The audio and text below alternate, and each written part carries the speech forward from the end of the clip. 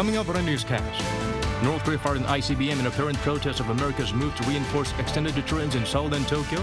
The South Korean government issued a statement condemning the launch as a clear violation of UNSC resolutions that raises tensions on the peninsula. The nation's top office responded to the missile launch by vowing to further bolster security cooperation with the U.S. and Japan. Seoul expressed willingness to immediately take action against any North Korean provocations. President Yoon held a summit with the visiting Spanish Prime Minister. The two sides agreed to upgrade the strategic partnership and cooperate on EV batteries, renewable energy, as well as export financing.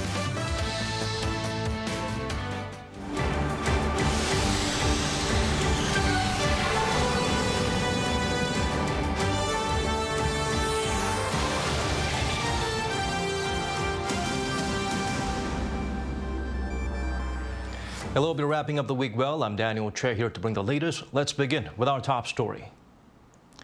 North Korea fired another ballistic missile, but this time an ICBM potentially capable of reaching the continental U.S. The regime had been warning of stronger military action in response to Washington providing its allies with extended deterrence. Han Sung-woo starts us off. North Korea has fired another intercontinental ballistic missile, its second just this month, after launching what's believed to have been the Hwasong-17 on November 3rd. South Korea's Joint Chiefs of Staff informed reporters on Friday that the ICBM was fired from the Sunan area of Pyongyang at around 10:15 a.m. towards the East Sea.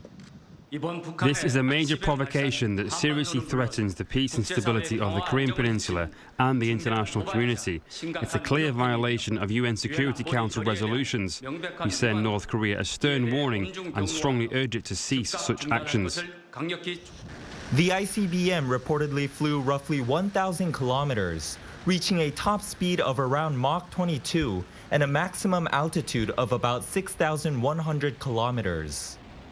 According to the Japanese Coast Guard, it likely fell about 210 kilometers west of Hokkaido, within Japan's exclusive economic zone. South Korean and American intelligence are looking into the specifics, but it's believed to have been launched in what's called a lofted trajectory. The missile is also believed to be the same type that was fired a couple of weeks ago, presumably a Hwasong-17, which failed to fly as intended following its second stage separation. Further analysis will tell whether Friday's launch was a definitive success or not, but the second stage is believed to have separated this time as well.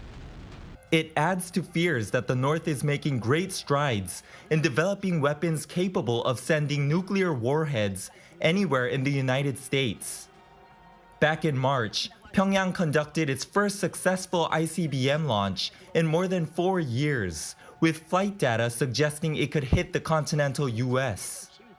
In fact, Tokyo's defense minister Yasukazu Hamada told reporters that taking its lofty trajectory into account, Friday's ICBM could have had the range to cover 15,000 kilometers, depending on the weight of its warhead, which puts the U.S. mainland within its range. The provocation comes just a day after the regime fired a short-range ballistic missile, following North Korean Foreign Minister Choi Sun-hee's warning of fiercer military responses to the United States' provision of extended deterrence to its allies. In the statement that was carried on state media, she also slammed the recent trilateral summit South Korea, the U.S., and Japan had in Cambodia, where the three nations vowed to strengthen their deterrence capabilities. Han Sung-woo, Arirang News. The nation's top office immediately convened an emergency National Security Council meeting. President Yoon ordered joint deterrent steps with the U.S. and warned that the South has every capability to counter any North Korean provocation. Our editor-in-chief Moon Gan-young reports. It didn't take too long for South Korean President Yoon Suk-yeol to identify the missile fired by North Korea just a few hours earlier as an intercontinental ballistic missile. 최근 북한이 전례 없는 빈도와 강도로 탄도 미사일 발사를 감행하고 있음을 강력히 규탄하였습니다. 조금 전 오늘 오전에도 ICBM을 발사했습니다. Yoon had just been briefed on the situation at an emergency meeting of the National Security Council Friday, where he ordered officials to push for stronger international sanctions on North Korea, boost security cooperation with the U.S. and Japan, and implement unspecified deterrence steps that were previously agreed upon with Washington. A few hours later, in response to North Korea's ICBM launch provocation today, South Korea and the US held guided bomb strike drills targeting transporter erector launchers and staged a flight in a combined attack formation over the East Sea. Joint drills involving a South Korean F-35A stealth military jet firing a guided bomb to destroy a mock North Korean missile launcher vehicle, and 4 South Korean F-35As and 4 American F-16 jets flying in formation off the east of South Korea in a show of force. In line with a statement by the nation's top office, South Korea will further bolster our security cooperation with the US and Japan. North Korea should make no mistake about this. Our government has overwhelming response capability and willingness to immediately take action against any North Korean provocations.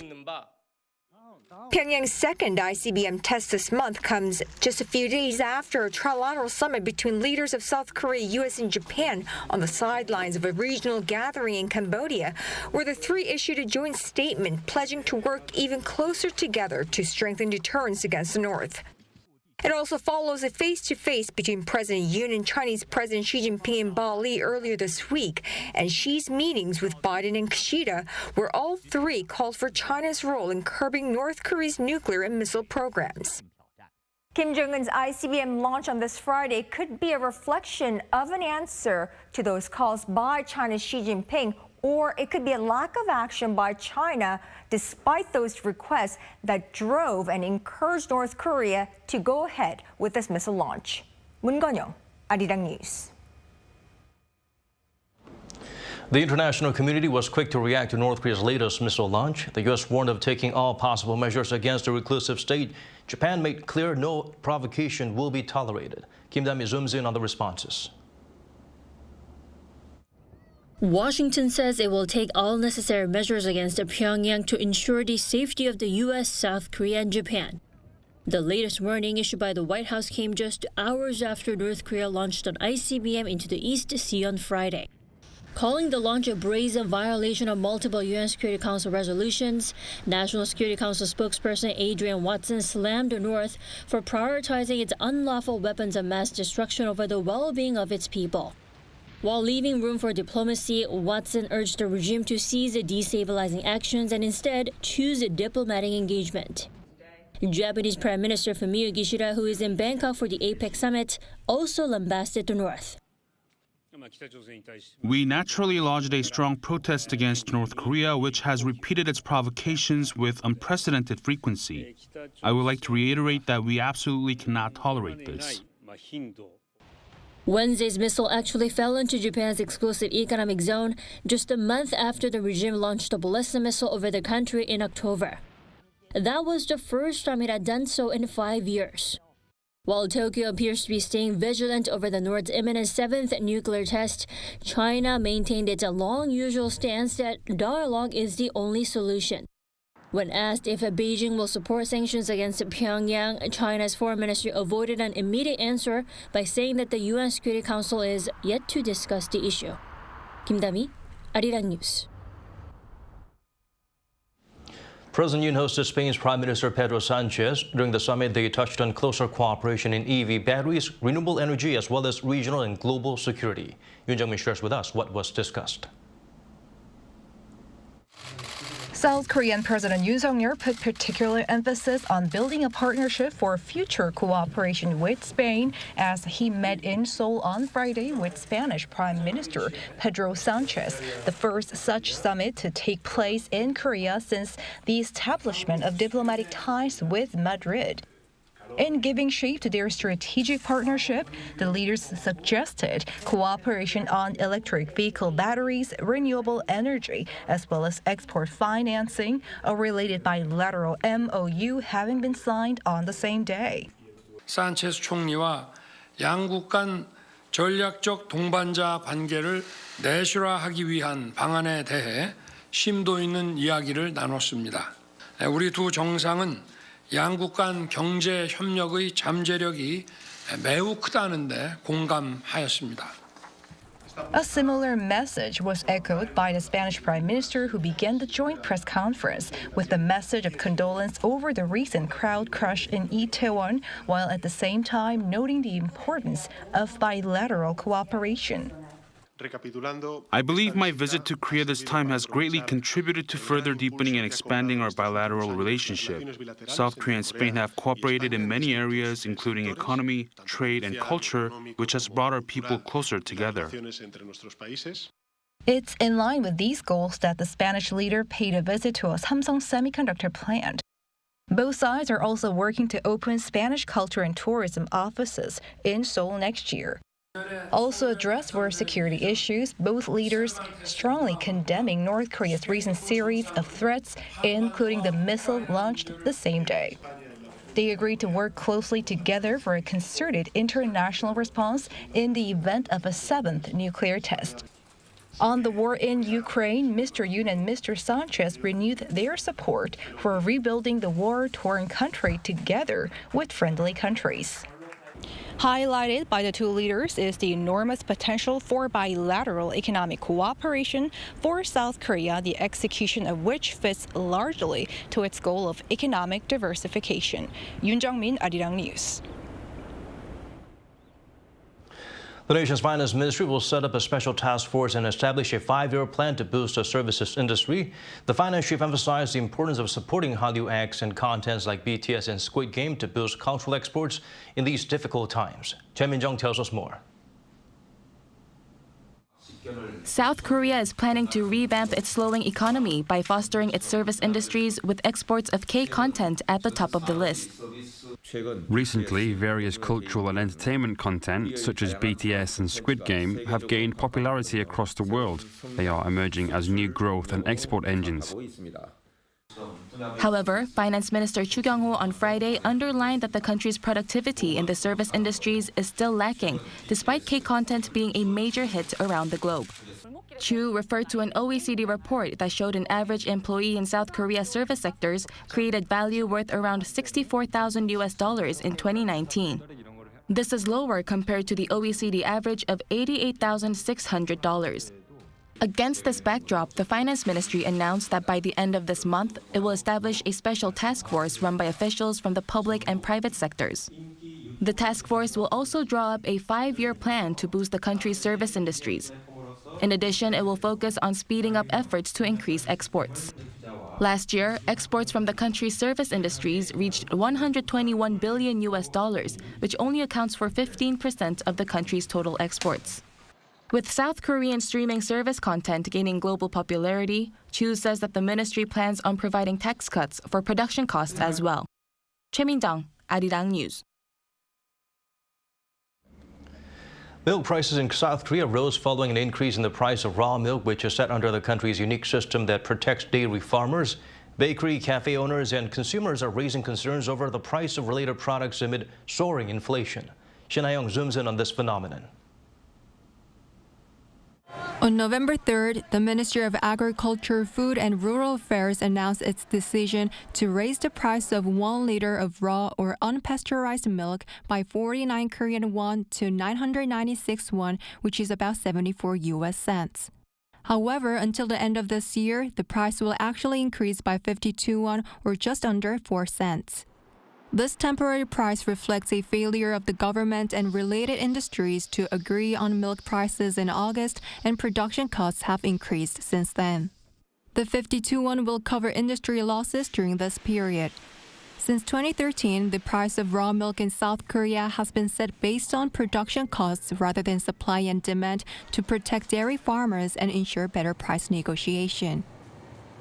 Following the increase in the price of raw milk, South Korea's major dairy companies raised milk prices starting Thursday by at least 6 to 10% to almost 2,900 Korean won, or just over $2 for around 1 liter. Amid rising inflation, the increase in milk prices makes me even more upset. My budget has a limit, but all the prices are rising.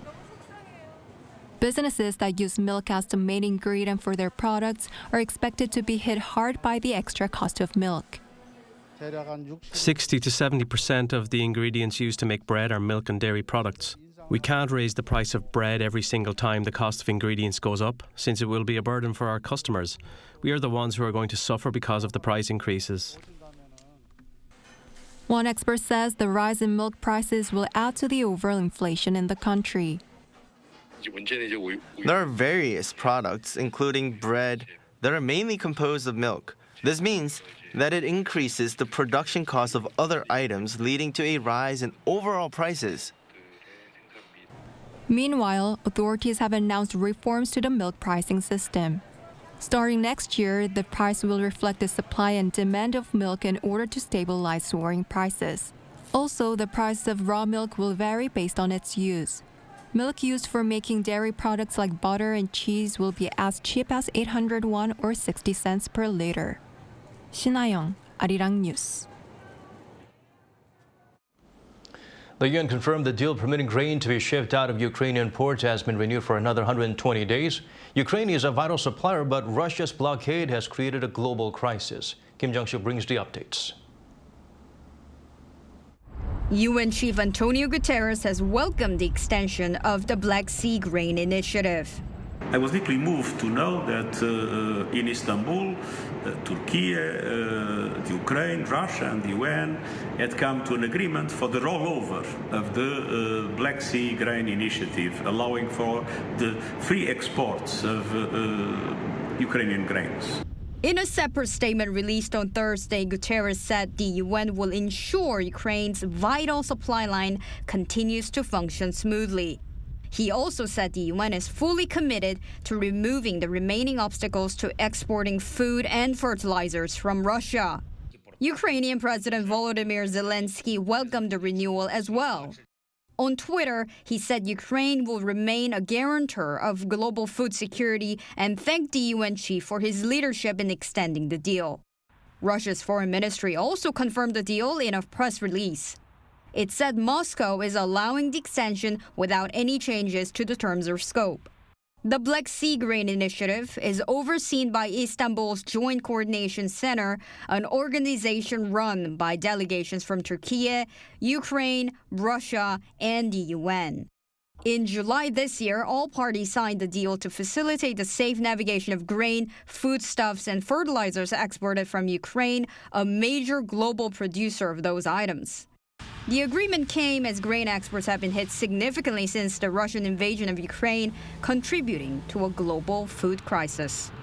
Kim Jung-sil, Arirang News. Environmental changes endangering many types of plants on Earth. To be prepared for the future and to protect South Korea's traditional species, various efforts are being made. Issue has the full story.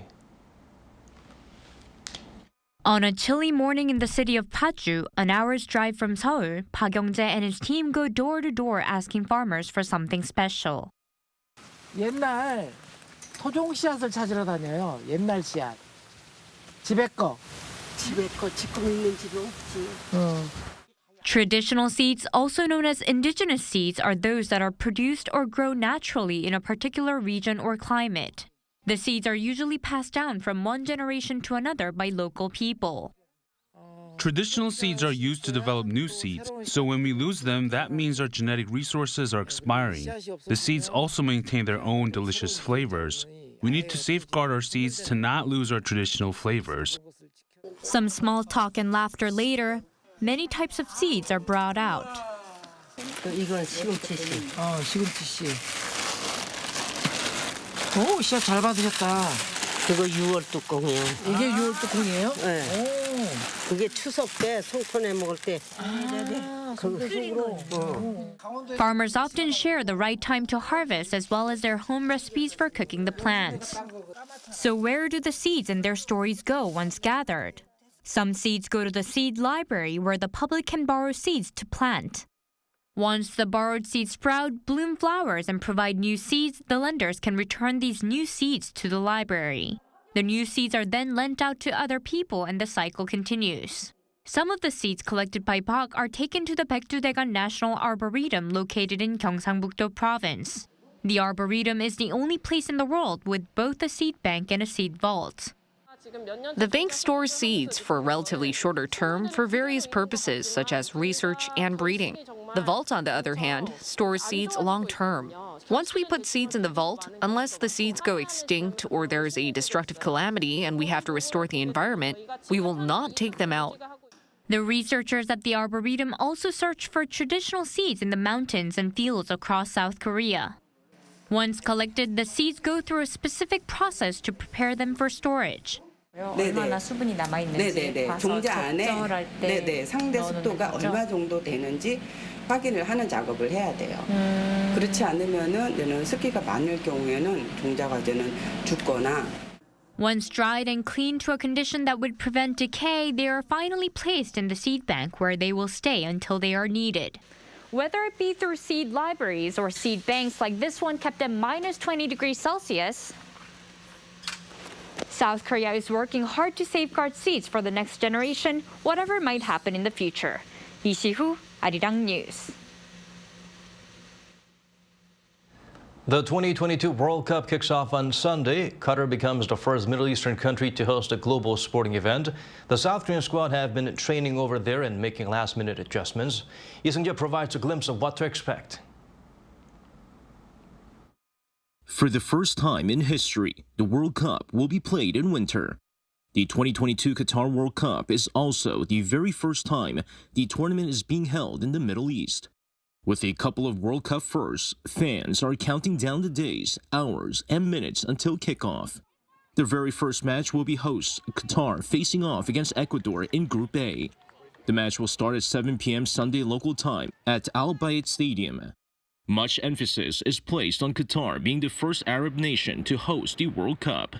The official mascot is named Laib, meaning a player with very excellent skills in Arabic, and is also wearing traditional Arab outfit. The official ball is named Al-Riha, meaning journey in Arabic. Qatar is also the smallest country by size to host a World Cup. At just 11,600 square kilometers, it's roughly the size of South Korea's Gyeonggi-do province. But it'll be great for fans and players alike, as they won't have to travel too far in between matches. There are 8 venues within a radius of 50 kilometers.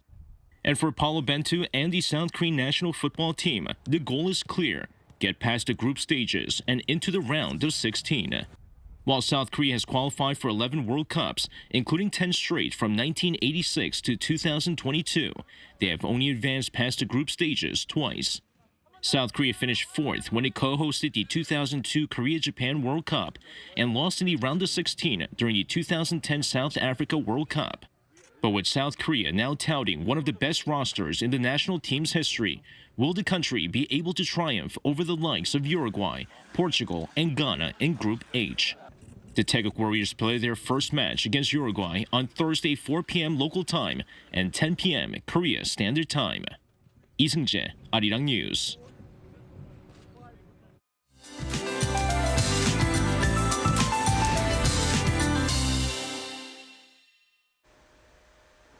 Daytime conditions will be warm again this weekend with readings above the seasonal norms. Highs will be about 7 degrees warmer than average in Seoul, with maximum temperatures hovering around 17 to 18 degrees Celsius. Cloud coverage will increase on Saturday, and clear skies will make a return by Sunday morning. Under partly cloudy skies, scattered outbreaks of rain are expected for Jeju Island. The amount of rain won't be too much, with about 5 to 20 millimeters. The East Coast will see some light showers as well. Also, keep in mind that as overnight temperatures may temporarily plummet, some regions will see frost for the morning hours. Keep in mind that such frost and freezing conditions can damage crops and other sensitive vegetation. Tomorrow, Seoul will be starting off at 7 degrees. Chuncheon will be especially cold at 3 degrees. Daily highs in Seoul will jump to 18 degrees, Chuncheon 16, Busan and Jeju will be reaching 21 degrees. Temperatures will keep dropping from this point on, and early winter-like conditions are back in the forecast next week. That's all for now, and here are the weather conditions around the world.